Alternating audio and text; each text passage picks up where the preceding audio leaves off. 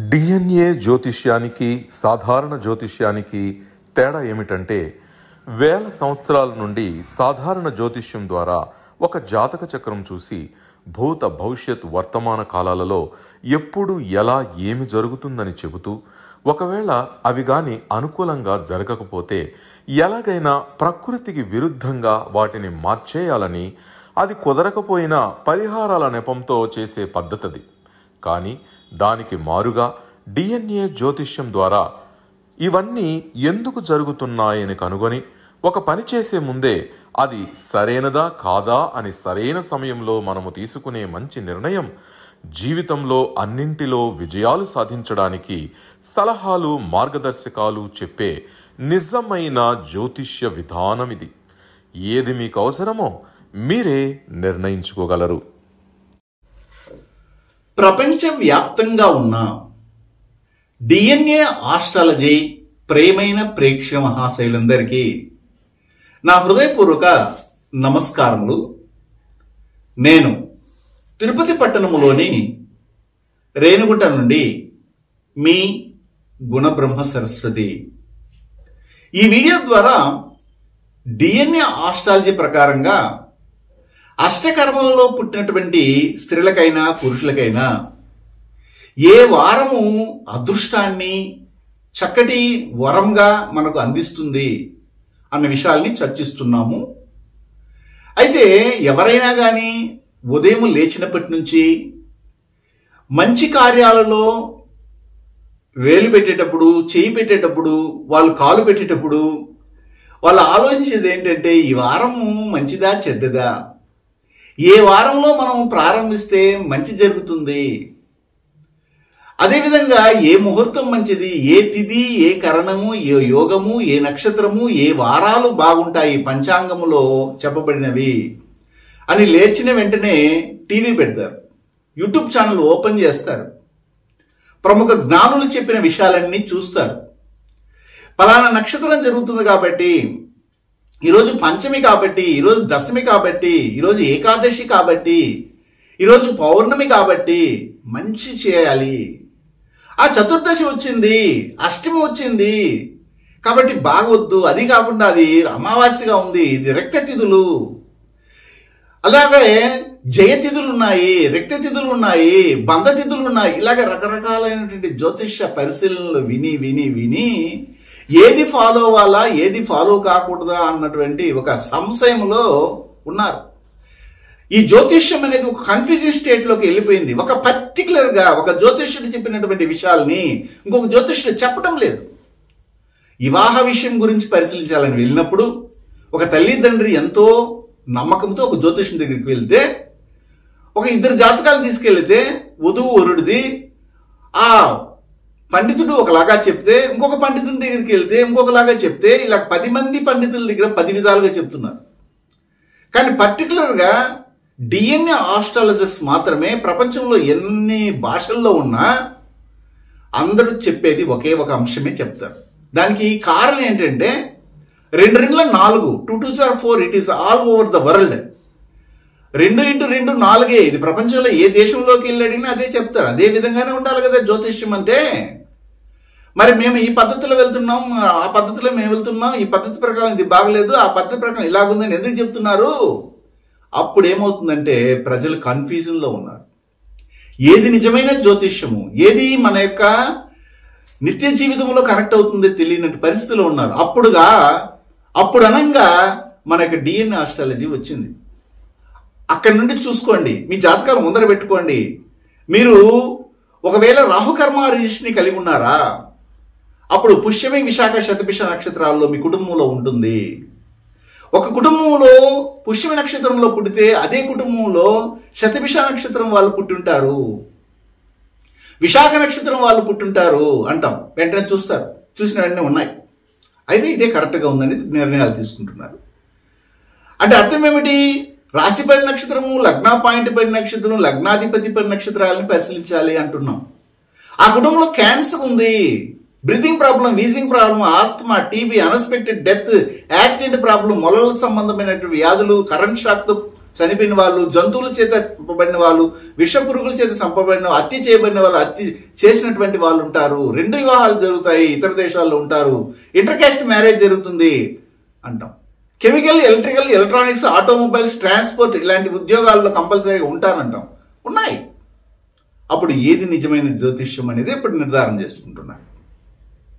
ఇవి మీకే ఇస్తున్నాం చాయిస్. చూడండి, మీ జాతకాల్లో చూడండి, ఇవి ఉంటే ఇలా ఉన్నట్టే లెక్క, అలా లేకపోతే మీ జాతకం తప్పు, లేకపోతే జ్యోతిష్యమే తప్పు. ఏది కరెక్ట్? 2 కరెక్టే ఉంటాయి. మీ జాతకం అలాగే ఉంటుంది, మేము చెప్పేది అలాగే ఉంటుంది. ఇప్పుడు ముఖ్యంగా రాహు కర్మ రిజిస్ట్రీతో ఒకరు పుట్టారు ఒక కుటుంబంలో. అప్పుడు ఎలా నిర్ధారణ చేస్తాము? ధనుసు రాశి, ధనుసు లగ్నం ఉందా చూడండి, వారికి రాహు కర్మ రిజిస్ట్రీ ఉన్నట్టే. లేదా లగ్నం ఏదైనా ఉండొచ్చు, లగ్నాధిపతి ధనుసులో ఉంటుంది. పుష్యమి, విశాఖ, శతభిష నక్షత్రాల్లో రాశి, లగ్నము, లగ్నాధిపతి ఏదో ఒకటి పడి ఉంటుంది. ఒకవేళ కర్కాటక రాశి అయితే కర్కాటక లగ్నం అయితే పుష్యములో ఉంటుంది. వృశ్చిక రాశి, వృశ్చిక లగ్నం అయితే విశాఖలో ఉంటుంది. తులారాశి, తులా లగ్నం అయితే విశాఖలో ఉంటుంది. అలాగే కుంభరాశి, కుంభ లగ్నం అంటే శతభిష నక్షత్రాల్లో ఉంటాయి. ఈ 4 రాశులు, లగ్నాలు, దీంతో పాటు యాడాన్ పాయింట్ గా ధనుసు రాశి, ధనుసు లగ్నానికి డిఫాల్ట్ గానే రాహుకర్మ రిజిస్టర్ ఉంటుంది. లగ్నంలోనే గురువు, లగ్నాధిపతి గురువు, లగ్నంలో 9వ భావాధిపతి, లగ్నాధిపతి వెళ్ళి 9వ భావంలో ఉండడం, 9వ భావాధిపతితో కలిసి ఉండడం. ఈ సంఘటనలన్నీ కూడా ఒక జాతకంలో, ఒక కుటుంబంలో మళ్ళీ మళ్ళీ మళ్ళీ వస్తుంటే దీనిని రాహుకర్మ రిజిస్ట్రీ ఉన్నటువంటి వారు ఉంటారని అర్థం. ఓకే, అయితే ఈ రాహుకర్మ రిజిస్ట్రీలో పుడితే వారికి ఏది మంచి రోజు, ఏ వారం మంచిదంటే గురువారము. ఎందుకంటే గురువు పుట్టినటువంటి నక్షత్రమే పుష్యమి. పుష్యమి, విశాఖ, శతభిష నక్షత్రాలు రాహుకర్మ రిజిస్ట్రీ కలిగి ఉంటాయి. కాబట్టి ప్రపంచంలో ఎన్ని వేల కోట్ల లక్షల మంది అయినా పుట్టని ఈ యొక్క రాహుకర్మ రిజిస్ట్రీతో వారికి గురువారమే పాజిటివ్, గురువారమే నెగిటివ్. గురువు మహాదశ, గురుభుక్తి, గురు అంతరము, గురు సూక్ష్మము, గురు ప్రాప్తములోనే యాక్సిడెంట్ జరుగుతున్నాయి, అన్ఎక్స్పెక్టెడ్ డెత్ జరుగుతున్నాయి. ఆ సమయంలోనే యాక్సిడెంట్ అవ్వడం లేదా ఆపరేషన్ జరగడం జరుగుతూ ఉంది. చాలా ఇబ్బందికరమైన జీవితాన్ని పొందుతున్నారని మనం చెప్తున్నాం. కానీ అందరూ ఏమంటున్నారు? గురువు లగ్నంలో ఉన్నారండి, కోటి మేలు చేస్తారండి. ఏం మేలు చేసేది లేదు, కోటి నష్టాలు చేస్తున్నారు. అలాంటి వాళ్ళు జాగ్రత్త పడాలి ముందుగానే. ఇతరులు చెప్పే విషయాలని నమ్మకండి, అదంతా బూటకం. గురువు లగ్నంలో ఉంటే వారికి 2 అంతకంటే ఎక్కువ వివాహాలు జరుగుతున్నాయి. గురువు లగ్నంలో ఉంటే వారికి యాక్సిడెంట్ అవుతా ఉంది. కనీసం ధనుసు రాశి, ధనుసు లగ్నం వాళ్ళు కంపల్సరీగా ఉంటారు ఆ కుటుంబంలో. జీవితకాలంలో ఒక్కసారైనా ధనుసు రాశి, ధనుసు లగ్నాన్ని వారికి యాక్సిడెంట్ అనేది జరిగి తీరుతుంది. అలాంటప్పుడు మీరు ఎలాంటి జాగ్రత్తలు తీసుకోవాలి? మీ చేతిలో తీసుకోవాల్సిన అంశాలు ఏమిటి? అయితే గురువారం ఏ విధంగా పాజిటివ్ అవుతుందంటే, ఒక గురువారం అనేది మీకు తెలియకుండానే ఎవరైనా సహాయం చేస్తే, ఆ రోజున గురువారం అయితే అది మీకు పాజిటివ్. మీకు ఒక ఉద్యోగం ఇస్తానన్నారు, మీరు వేచి ఉన్నారు, అది స్థిరమైన ఉద్యోగం, ఒక దగ్గర నుండి కాల్ లెటర్ వచ్చింది, మీరు గురువారం వెళ్ళి జాయిన్ అవ్వాలి.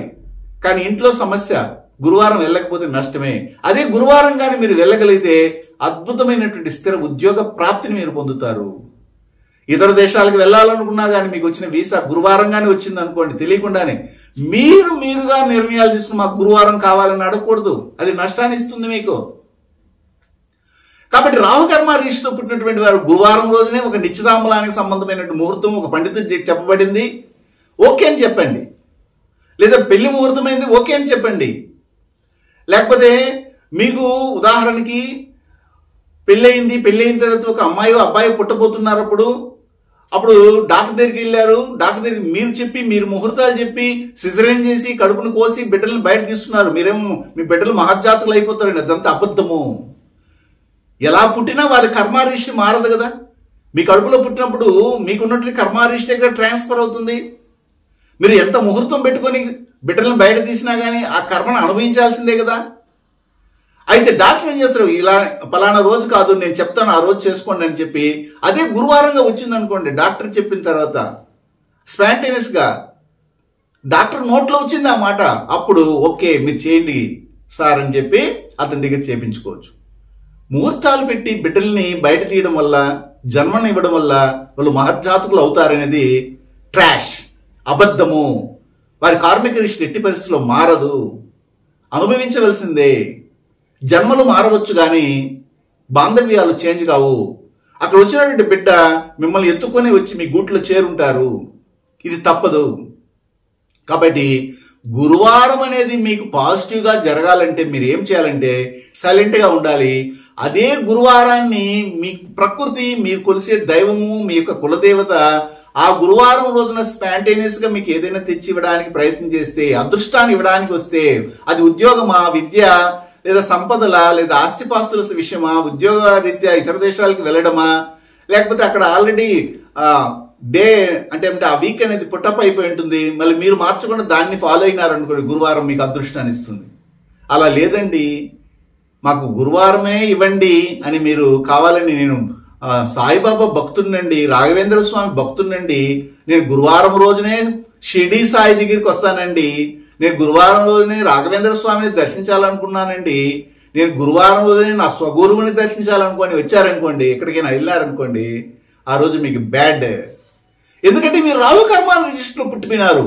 మీకు మీరుగా నిర్ణయించుకునే హక్కు ఈ జన్మకు లేదు, మీకు అర్హత లేదు. కానీ ప్రకృతి వాంటెడ్గా ఇస్తే స్వీకరించవచ్చు, అది అదృష్టాన్ని ఇస్తుంది. అందుకని చెప్తాడు, భగవంతుడు మనకు ఏదైనా ఇవ్వడానికి ప్రయత్నం చేస్తే దాన్ని ఎవరూ ఆపలేరు. కానీ మనం కావాలని వెళ్ళి అందుకోవాలని చూస్తే భగవంతుని అనుగ్రహం లేకపోతే మీకు అందదు.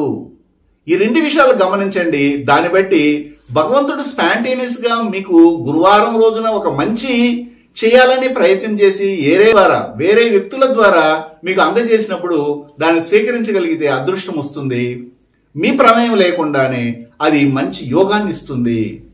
కావాలనే మీరు ఈ రాహు కర్మ రిజిస్టర్లో పుట్టి గురువారం రోజునే నేను గృహప్రవేశం చేస్తాను, గురువారం రోజునే నేను ఒక మంచి ఫంక్షన్లో అటెండ్ అవుతాను, లేకపోతే ఇంకొక విషయంలో నేను ఇన్వాల్వ్ అవుతాను, ఇది నా యొక్క జీవిత లక్ష్యము అని కానీ ముందుకెళ్తే మీకు జీవితమే లేకుండా చేసేస్తుంది ఈ గురువారం. ఇది గుర్తుపెట్టుకోండి. ఇలాంటి అద్భుతమైనటువంటి అంశాలని మనము డిఎన్ఏ ఆస్ట్రాలజీ ప్రకారంగా చెప్తున్నాం. అయితే ఈ విషయాలు నిజమేనా కాదా అని తెలుసుకోవడానికి ఆల్రెడీ ఈ రాహుకర్మ రీతితో పుట్టినటువంటి వేల కోట్ల లక్షల మంది ఉన్నారు. వాళ్ళని అడిగి చూడండి, చుట్టుపక్కల వాళ్ళని, వాళ్ళు ఏ వృత్తుల్లో ఉంటారో కూడా చెప్పాను కదా. అలాంటి వారు ఖచ్చితంగా రాహుకర్మ రీతిలో ఉంటారు.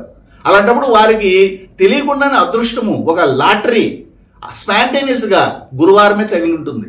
ఒక అదృష్టం, ఒక భాగస్వామితో కూడినటువంటి జీవితం ఆ గురువారంలోనే కలిసి ఉంటారు. వాళ్ళు మంచి వంశవృద్ధి కలిగి ఉంటుంది. కానీ మీరు కావాలనే గురువారమే మాకు కావాలండి, ఈ రోజు నాకు చాలా కలిసి వచ్చిన రోజు అని కానీ మీరు కానీ అడుగు పెడితే బాంబ్ బ్లాస్ట్ అయినట్టుగా అన్ని విపరీతాలు జరిగిపోతున్నాయండి. కావాలంటే పరిశీలించండి, అన్వేషణ చేయండి. శుభం. డిఎన్ఏ జ్యోతిష్యం నేర్చుకోవడానికి ఆసక్తి ఉన్న వారందరికీ గురువుగారి తరపున స్వాగతం. దైవజ్ఞ శ్రీ గుణబ్రహ్మ సరస్వతి గారి నుండి ఆన్లైన్ ఆడియో క్లాసుల ద్వారా అద్భుతమైన ఈ వంశపారంపర్య జ్యోతిష్యంను బేసిక్స్ నుండి అడ్వాన్స్ వరకు నేర్చుకోవాలంటే మీరు ఒక్కసారిగా ఫీజు చెల్లించేస్తే మిమ్మల్ని డిఎన్ఏ వాట్సాప్ గ్రూప్లో యాడ్ చేసినప్పటి నుండి మీ జీవితకాలం డిఎన్ఏ జ్యోతిష్యానికి సంబంధించిన క్రొత్త అప్డేట్స్ని ఆ వాట్సాప్ గ్రూప్లో నిరంతరం పొందవచ్చు. ఫీజు చెల్లించిన వెంటనే జరిగిపోయిన పాఠాలు మీ ఈమెయిల్ ఐడి ఇస్తే గూగుల్ డ్రైవ్కి మొదటే గురువుగారు పంపిస్తారు. అందులో మీకేదైనా డౌట్స్ వస్తే జూమ్ క్లాస్లో గురువుగారే స్వయంగా క్లియర్ చేస్తారు. పీడిఎఫ్ కానీ ప్రింటింగ్ మెటీరియల్ కానీ ఇవ్వబడదని గమనించగలరు.